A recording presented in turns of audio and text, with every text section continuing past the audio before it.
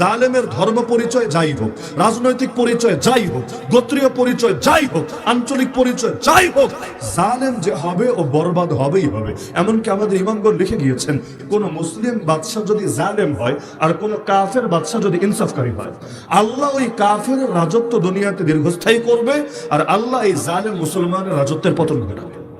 জুলুম এমন একটা জিনিস, জুলুমের সঙ্গে কখনো স্থায়িত্ব আসবে না, আসা সম্ভব না। তিনজনের দোয়া ফিরানো হয় না, হাদিসে আছে তিনজনের দোয়া ফিরানো হয় না। এর মধ্যে একজন হলো মাজলুম, তার দোয়া করতে দেরি হয়, আল্লাহ পর্যন্ত পৌঁছতে দেরি হয় না। এমনকি সেই মাজলুম যদি পাপীও হয়, পাপী ব্যক্তিগত জীবনে সে পাপী হতে পারে, কিন্তু সে যখন জালেমের বিরুদ্ধে বদদোয়া দিবে, ওই দোয়া আল্লাহ কবুল করবেই করবে। এই কারণে এখন তো লোকে খোঁজে মাস্টার মাইন্ডকে, মাস্টার মাইন্ডকে।